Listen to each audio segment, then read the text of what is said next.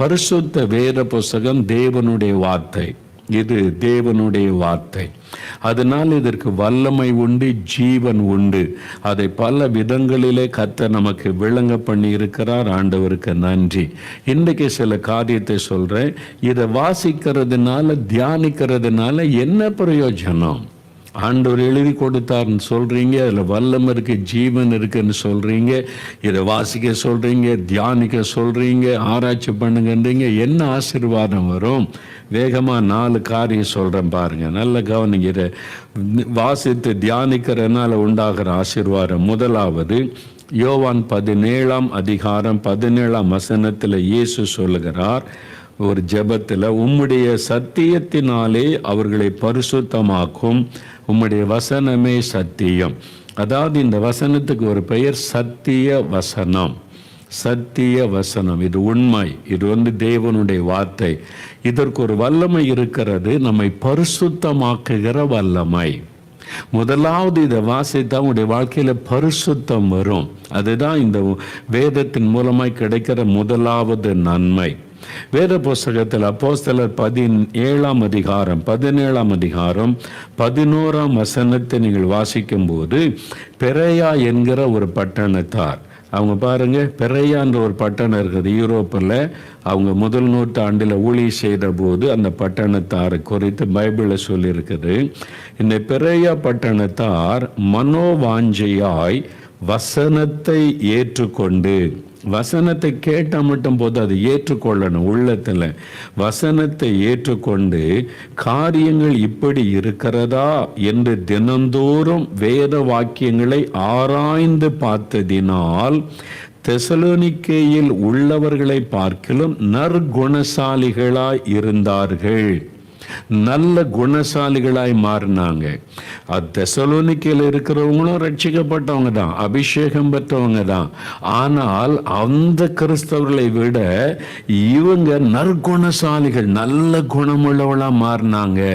எப்படி இவங்களுக்கு மட்டும் இப்படி நல்ல குணசாலிகளா மாறினாங்கன்னா, வேத வாக்கியங்களை ஏற்றுக்கொண்டு தினந்தோறும் அதை தியானிச்சாங்களாம், அதை ஆராய்ந்து பார்த்தார்களாம். வேத வசனம் நம்முடைய சுபாவங்களை மாற்றம், நமக்குள்ளே பரிசுத்தத்தை கொண்டு வரும், நல்ல குணநலங்களை நமக்குள்ளே கொண்டு வரும்.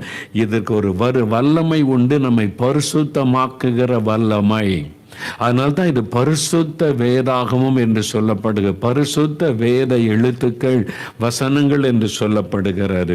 அதனால்தான் சங்கீதம் 1ஆம் வசனத்தில், கர்த்தருடைய வேதத்தில் பிரியமாயிருந்து இரவும் பகலும் தியானமாயிருக்கிற மனுஷன் பாக்கியவான். வசனத்தை வாசித்த மாத்திரம் போதாது, அதை தியானித்து ஜெபிக்கும் போது அந்த வசனம் நம்மை பரிசுத்தப்படுத்தும். அதனால் தான் 119ஆம் சங்கீதம் 11ஆம் வசனத்தில், நான் பாவம் செய்யாதபடி உம்முடைய வசனத்தை என் இருதயத்தில் வைத்தேன் என்று பக்தன் சொல்லுங்க. ஆண்டவருடைய வசனம் உள்ளத்தில் வந்துட்டா பாவம் செய்யாதபடி அது உங்களை பரிசுத்தமாய் பாதுகாக்கக்கூடிய வல்லமை உள்ளது. அது உங்களை பரிசுத்தத்துக்கு மேலே பரிசுத்தம் அடைய வைக்கும். நீங்க வாசித்து பாருங்க, அது பரிசுத்த வசனம் உங்களோட பேசும். நீங்க சின்ன தப்பு பண்ணா கூட இந்த வசனம் உங்களுக்கு சுட்டி காண்பிக்கும். உடனே நீங்க அழுது ஜெபிப்பீங்க, என்னை பரிசுத்தப்படுத்துங்க. அப்படியே பரிசுத்தத்தின் மேல பரிசுத்தம் இந்த வசனத்தை வாசிப்பதன் மூலம் உண்டாகும். அதுதான் வேதம் சொல்லுகிறார். அதனால்தான் யோவான் 5:39 இயேசு சொல்லும் போது, வேத வாக்கியங்களை ஆராய்ந்து பாருங்கள், தியானிக்கணும், ஆராய்ந்து பார்க்கணும் அதுல என்ன இருக்குதுன்னு சொல்லி. அதுல சில சம்பவங்களை நீங்க தியானிக்கணும், அதை ஆராய்ந்து பார்க்கணும். கேரக்டர் ஸ்டடின்னு சொல்லுவாங்க. நிறைய பைபிள் கேரக்டர் இருக்கு. யோசேப்பு, ஆபிரகாம், யோசுவா, மோசே, தாவீது அப்படின்னு நிறைய பேர், யோசபாத், ராஜாக்கள், நியாயாதிபதிகள், பவுல், அப்போஸ்தலன், பேதுரு, ஸ்தேவான், இப்படி நிறைய கேரக்டர்கள் ஆண்டவர் எழுதி வச்சிருக்கு. அந்த நீங்க அவங்களோட கேரக்டர் தியானிக்க அவங்களுக்குள்ள இருக்கிற நல் சுபாவங்களை நீங்க அறிய முடியும். அப்ப நீங்க ஆசைப்பட்டு ஜெபிப்பீங்க, என்னையும் அப்படி மாத்துங்க, தாவீதை போல நம்முடைய இருதயத்திற்கு ஏற்றவனா மாற்றுங்க ஆண்டவரே. ஆபிரகாமை போல விசுவாசம் எனக்கு தாங்க ஆண்டவரே, எலியா மாதிரி ஜெப ஆவியை தாங்க ஆண்டவரே, யோப மாதிரி பொறுமை தாங்க ஆண்டவரே, இந்த யோசேப்பை போல பாவத்துக்கு விலகி ஓடுகிற சுபாவம் தாங்க. இதெல்லாம் உங்களுடைய லைஃபை சேஞ்ச் பண்ணும். கேரக்டர் ஸ்டடி, அதை ஆராய்ந்து பார்க்கணும். அதுக்கு தான் இந்த ஸ்டடி பைபிள் நீங்கள் நிறைய பேர் வாங்கியிருக்கிறீங்கள, அதில் இருக்கிறதுக்கு ஒவ்வொரு கேரக்டர் உள்ள நீங்கள் திருப்பினா ஒவ்வொரு கேரக்டரை பற்றி அதில் இருக்கும். அதை வாசித்து தியானித்து அதை வைத்து ஜெபம் பண்ணுங்க. உங்களுடைய வாழ்க்கையில் பரிசுத்தம் உண்டாகும். இது நம்முடைய வாழ்க்கையை பரிசுத்தப்படுத்தும். ரெண்டாவது, இந்த வேத வசனம் உங்களுக்குள்ள விசுவாசத்தை பெருக பண்ணும். விசுவாசம் இருந்தால் தான் ஆண்டவர்கிட்ட அற்புதத்தை பெற முடியும். ஆண்டவர் விசுவாசத்தை துவக்கி வைப்பார். நீங்கள் இயேசுவை ஏற்றுக்கொள்ளும் போது விசுவாசம் உங்களுக்குள்ள துவக்கப்படும். அவர் விசுவாசத்தை துவக்குகிறவரும் பூரணப்படுத்துகிற தேவன். அவர் விசுவாசத்தை துவக்கிடுவார். அந்த விசுவாசம் பெருகணுமான என்ன செய்யணும்? ரோமர் 10:17 வசனம் சொல்லுகிறது, விசுவாசம் தேவனுடைய வார்த்தைகளை கேட்பதினால் வரும். இந்த வேத வசனம் நமக்குள்ள விசுவாசத்தை பெருக பண்ணும். அதனால்தான் சிலர் என்கிட்ட தனியாக ஜெபிக்கணும்னு சொன்னால் கூட்டத்துக்கு வாங்க, முதல்ல வசனத்தை கேளுங்கள் என்று நான் உற்சாகப்படுத்துவேன். வசனத்தை கேட்கும்போது விசுவாசம் பெருகும். விசுவாசம் பெருகும் போது உடனே இயேசுவிடத்தில் அற்புதத்தை பெற முடியும்.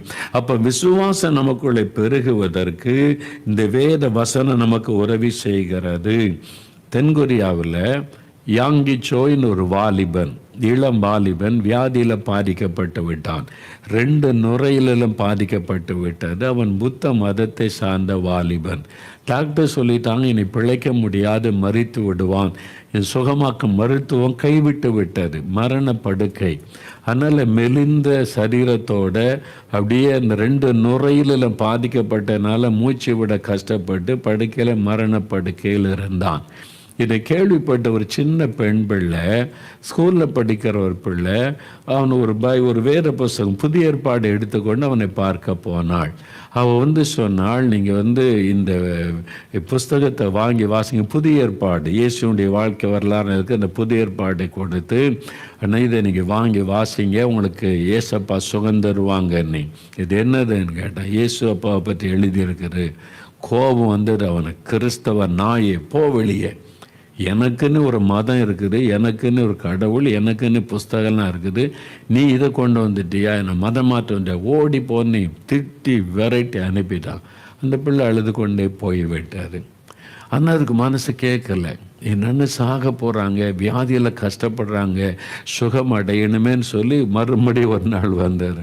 அந்த புஸ்தகத்தை கொண்டு வந்தேன், இதை எப்படியாவது வாசிங்க, உங்களுக்கு சுகம் கிடைக்கும், நான் உங்களுக்காக பிரார்த்தனை பண்ணுறேன். அவனுக்கு இன்னும் கோபம், நீ திரும்ப திரும்ப வர, ஓடி போன்னு விரட்டினான்.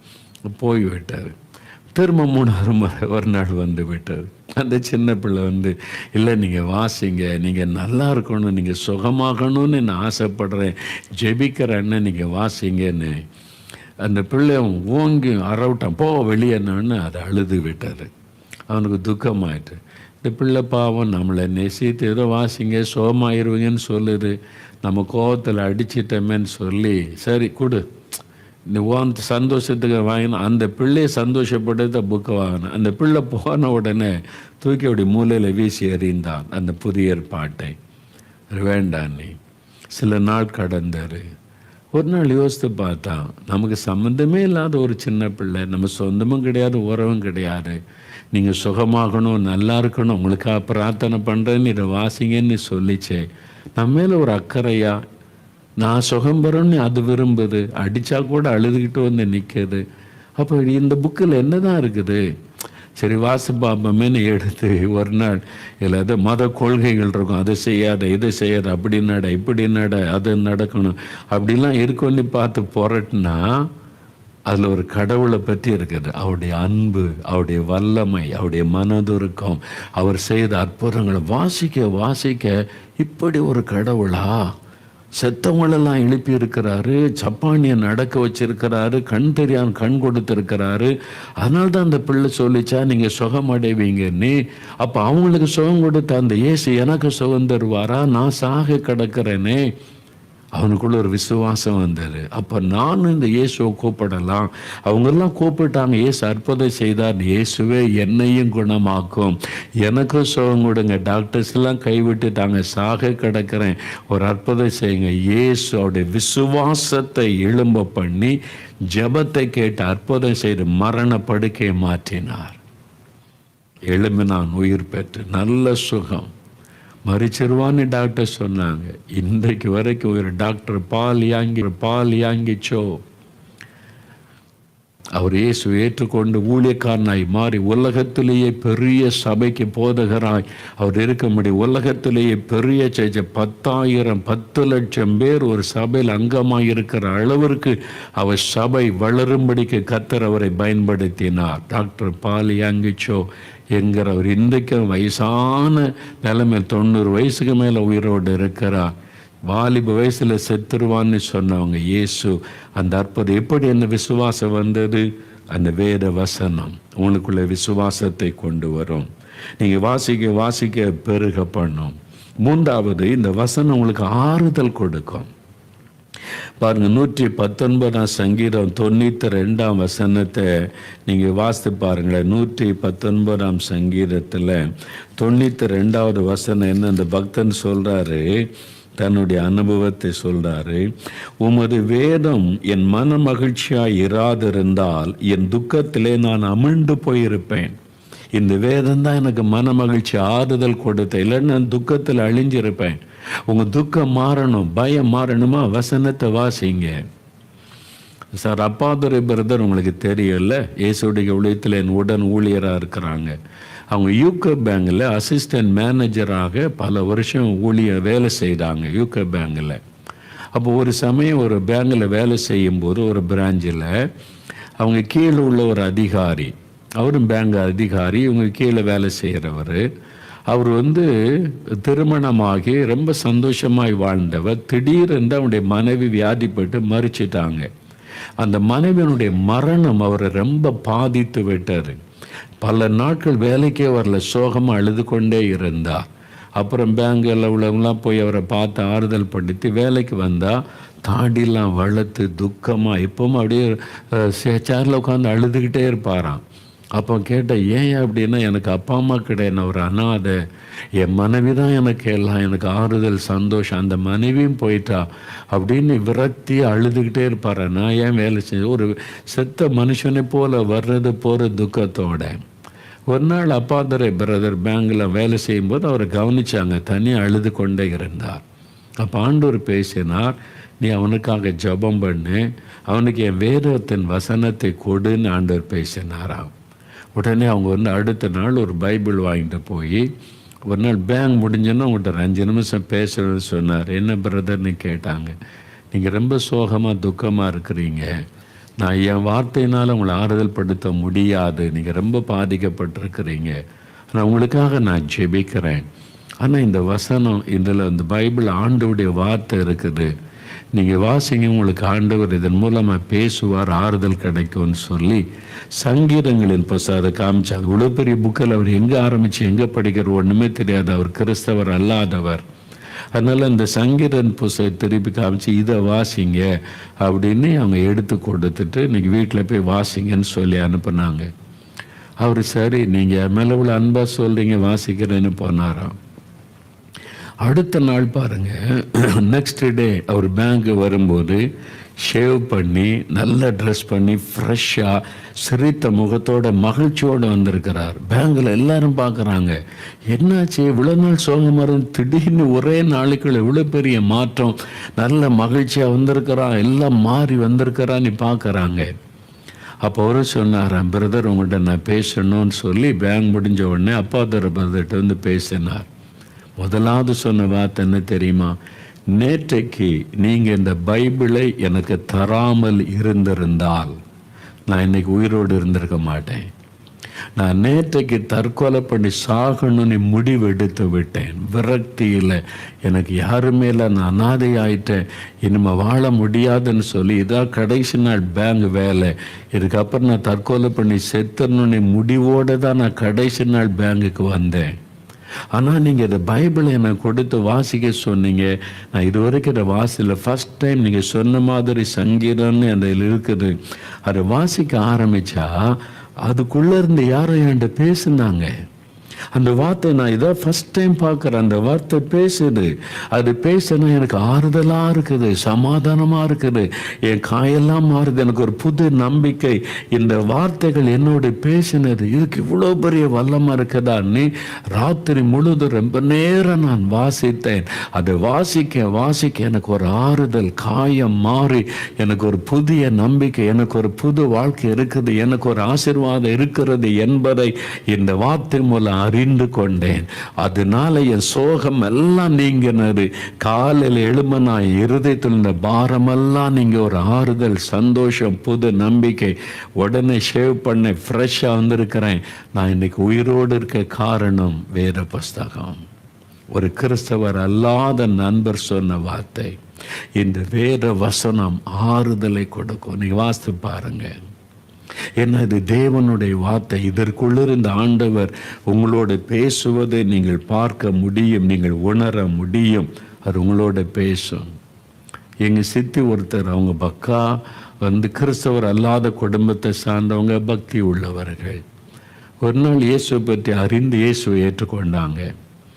ஏன்னா எங்கள் சித்துப்பாக்கு அது பிடிக்காது. அவங்க ரொம்ப வைராக்கியம் உள்ளவங்க. அதனால் நானே அவங்க வீட்டுக்கு போக முடியாது, கிறிஸ்தவங்களாம் வரக்கூடாதுன்னு சொல்லிடுவாங்க. டிவியில் கூட கிறிஸ்தவ நிகழ்ச்சி பார்க்க விட மாட்டாங்க. அவங்க போலீஸ் டிபார்ட்மெண்ட்டில் இருந்த ஆள், ரொம்ப ஸ்ட்ரிக்டானவங்க. அவங்க பிள்ளைகள்லாம் ரசிக்கப்பட்டாங்க. ஆனால் அவங்க வெளியே இருக்கிறாங்க, சித்தி மட்டும் வீட்டில். ஒரு சமயம் ஊருக்கு வந்திருந்த போது அவங்கள சந்தித்தேன். எப்படி இருக்கீங்க சித்தி? நல்லா இருக்கிறேன். அவங்க ஒரு நாளும் சர்ச்சுக்கு போக முடியாது, ஒரு கிறிஸ்தவ கூட்டத்தை போக முடியாது, டிவி நிகழ்ச்சியில் கூட கிறிஸ்தவ நிகழ்ச்சியை பார்க்க முடியாது. அந்த மாதிரி சூழ்நிலை. எப்படி இருக்கிறீங்க? ஆண்டா இயேசுவை நான் ரொம்ப நேசித்து அவரோடு நான் இருக்கிறேன் தம்பி. அது சொல்ல, இயேசுவோடு இருக்கிறேன், அவர் என் கூட இருக்கிறார். எந்த சர்ச்சுக்கு நான் போனதில்லை, எந்த கிறிஸ்தவ கூட்டத்தை போக முடியாது, டிவியில் கூட என்னை பார்க்க விட மாட்டாங்க. ஆனால் ஒன்றே ஒன்று, நீ கொடுத்த பைபிள், நான் வாங்கின பைபிள் ஒன்று வீட்டில் இருக்குது. அது பானைக்குள்ளே நான் வச்சுருப்பேன். என் மத்தியானத்தில் கணவர் தூங்கி ரெஸ்ட் எடுக்கும்போது அவங்க இல்லாத போது அந்த பைபிளை எடுத்து நான் வாசிப்பேன். அந்த தான் எனக்கு ஆறுதல். வேறு ஒன்றுமே கிடையாது. எந்த கூட்டத்துக்கு போனால பிரசங்கமே கேட்டதில்லை, அது மாதிரி கேட்க முடியாது. ஒன்லி அந்த பைபிள். அப்படி ஆமாம், அது மூலமாக தான் நான் இன்றைக்கி இயேசுக்குள்ளே சந்தோஷமாக இருக்கிறேன் தம்பின்னாங்க. அப்போ எப்படி சேர்த்து நாங்கள் இவ்வளோ கூட்டத்துக்கு போகிறோம், ஜெபிக்கிற அப்பமா அடிக்கடி சோர்ந்து போகிறோம், நீங்கள் எப்படின்னு அவங்க சொன்னாங்க. நான் தனியாக உட்கார்ந்து பைபிளை திறந்து வாசிக்கும்போது அதுக்குள்ளிருந்து ஒருவர் பேசுவதை நான் கேட்கிறேன் தம்பி. அதுக்குள்ளிருந்து ஒருத்தர் என்கிட்ட பேசுகிறாங்க. அப்படி ஆண்டவரே டைரக்டாக அந்த வசனத்தை வாசிக்க வாசிக்க பேசி என்னை ஆறுதல் படுத்துவார், தைரியப்படுத்துவார். அந்த சந்தோஷம், அதனால தான் இந்த இயேசுக்குள்ள அப்படியே நான் சந்தோஷமாக இருக்கிறேன். இது வெறும் மத புஸ்தகம் அல்ல. It is not a religious book, it is the word of God. இது தேவனுடைய வார்த்தை. இதுக்கு வல்லமை இருக்கிறது, ஜீவன் இருக்கிறது. இது மனித கற்பனையினால் எழுதப்பட்ட காப்பியம் அல்ல, வரலாறு, உலகத்தின் வரலாறு, மனுஷனுடைய வரலாறு, தேவனுடைய வார்த்தை. தேவன் எழுதி நம் கையில் கொடுத்திருக்கிற வார்த்தை. அதை உயிர்ப்பிக்கும், ஆறுதல் படுத்தும். அதனால்தான் இது உங்களுக்கு ஆசீர்வாதம், ஆறுதலை கொடுக்கும். கடைசியாக ஒரு காரியம் என்ன தெரியுமா? இது நமக்கு சுகத்தை கொடுக்கும், விடுதலையை கொடுக்கும். வியாதியில் கஷ்டப்படுறீங்களா? இதை வாசித்து பாருங்க. 107 சங்கீதம் 20 வசனத்தில் ஆண்டவர் தம்முடைய வசனத்தை அனுப்பி குணமாக்குகிறாராம். ஆண்டவர் தன்னுடைய வசனத்தை அனுப்பி வியாதியை மாற்றி போடுகிறார் என்று வசனம் சொல்லுகிறாரு. அப்போ இதுக்கு இந்த வசனத்துக்கு பாருங்க வல்லமை. இப்போ நான் உங்களுக்கு சொல்றதெல்லாம் வசனம். மோகலாசனுடைய வார்த்தைகள் உங்களை மாற்ற முடியாது, உங்களை சுகமாக்க முடியாது, விடுதலை கொடுக்க முடியாது. தத்துவம் பேசலாம், நிறைய பேர் தத்துவம் பேசுகிறாங்க. அவ்வளோதான். அந்த நேரத்தில் கேட்டுட்டு அப்படியே போயிடும். அவர் அழகாக தத்துவம் பேசுகிறாரு, லைஃபை சேஞ்ச் பண்ணாது. இன்னைக்கு ஏன் நிறைய பேர் பாவத்தை விட்டு மனம் திரும்புகிறேன், அழுது ஜெபிச்சேன், நான் இதுலேருந்து விடுதலை பெற்றேன்னு சொல்ல காரணம் என்ன? நான் தத்துவம் பேசலை, மதத்தை பேசலை, வேர்ட் ஆஃப் காட், தேவனுடைய வார்த்தையை சொல்லுகிறேன்.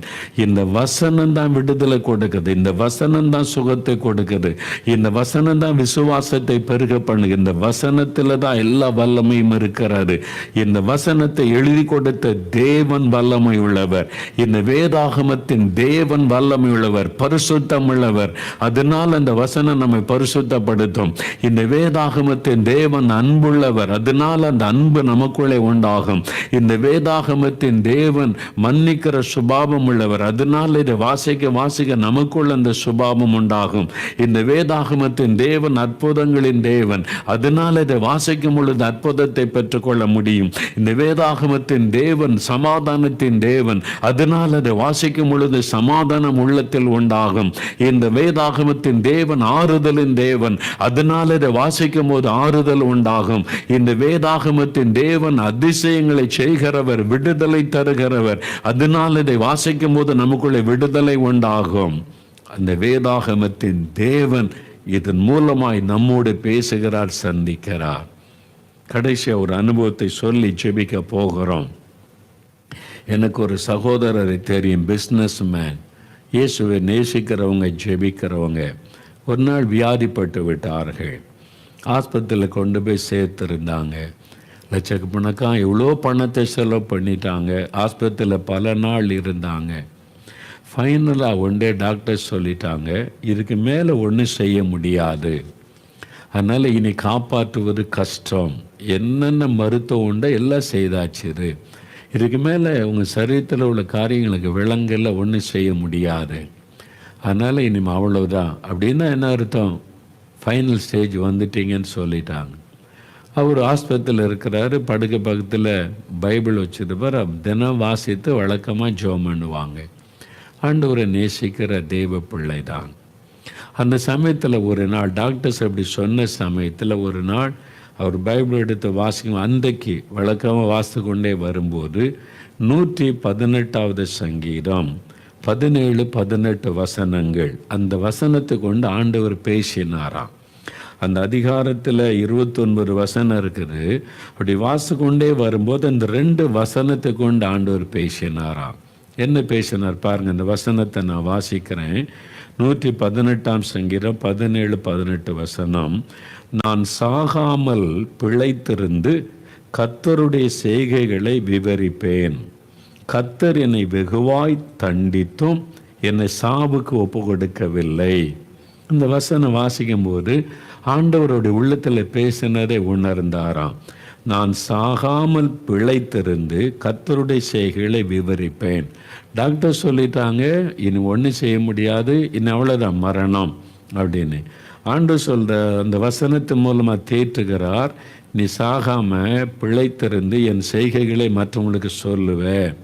அந்த வசனத்துக்கு அர்த்தம், கர்த்தர் என்னை வெகுவாய் தண்டித்து. அப்போ ஏன் எனக்கு இந்த வியாதினா, கர்த்தர் தண்டிக்கிறார், சிட்சிப்பார், நம்மளை பரிசுத்தப்படுத்துறதுக்கு. நமக்கு தப்பு பண்ணால் குழந்தைகளை அடிக்கிற மாதிரி ஆண்டவர் சிட்சித்து நம்மை பரிசுத்தப்படுத்துவார்.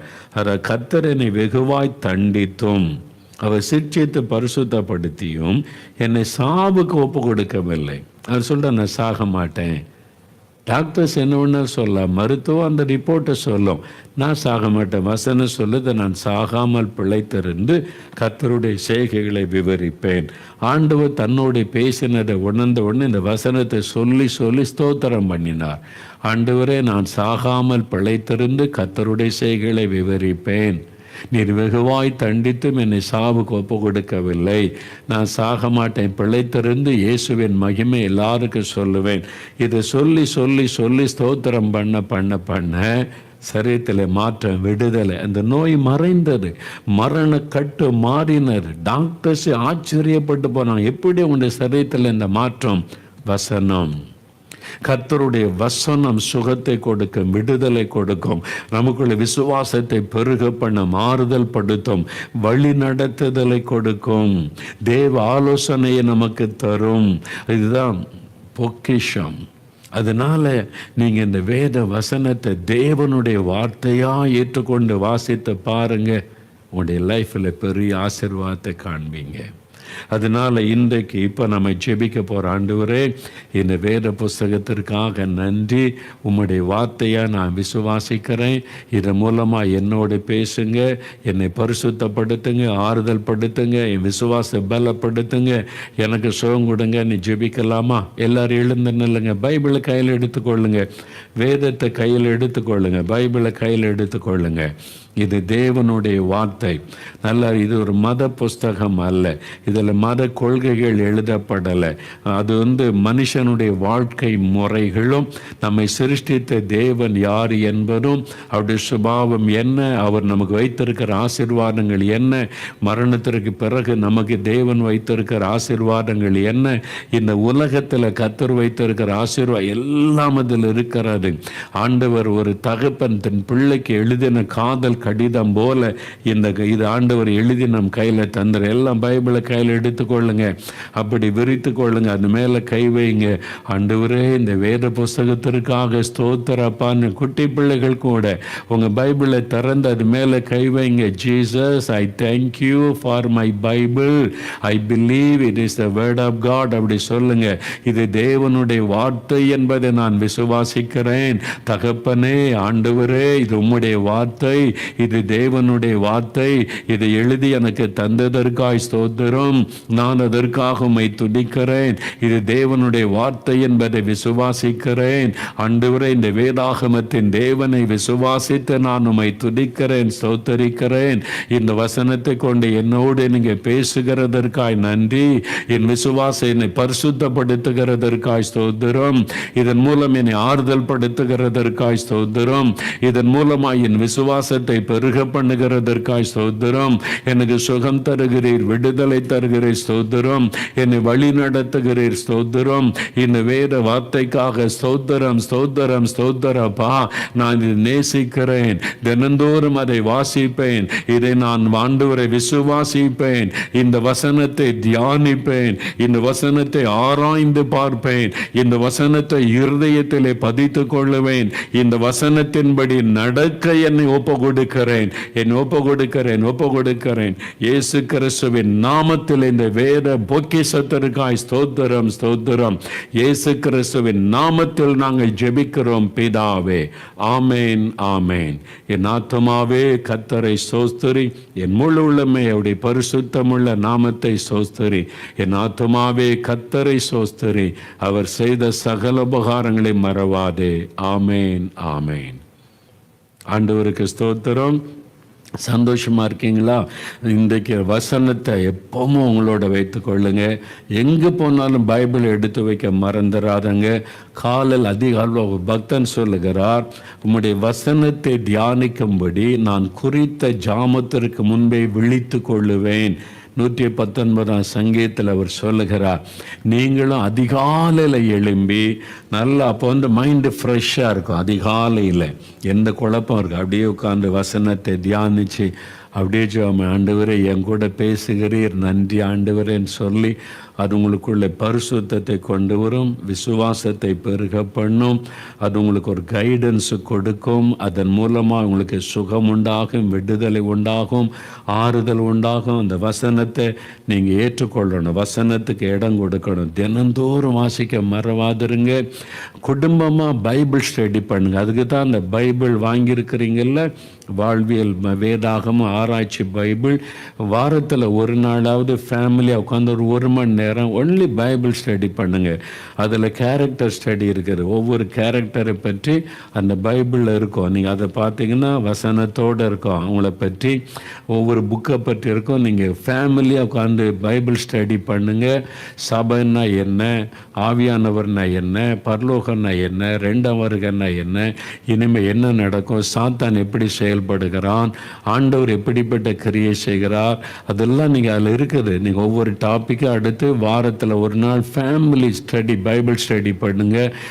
குடும்பமாக உட்காந்து நீங்களே பேசி வசனத்தை பற்றி ரொம்ப மகிழ்ச்சியாக இருக்கும். பாருங்களேன், எவ்வளோ அற்புதமான புக்கு தெரியுமா?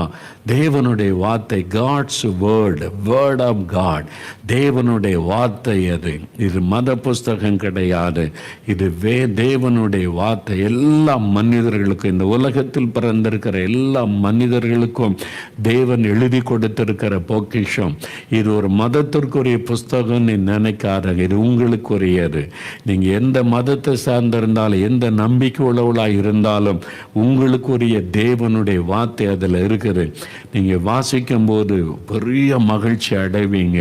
அதனால் இதை பயன்படுத்துங்க, ஜெபம் பண்ணுங்க. நாளை தினத்தில் ஆவிக்குரிய ஆவியின் கனியை குறித்து தியானிக்க ஆரம்பிக்கலாம். ஆண்டவர் பெரிய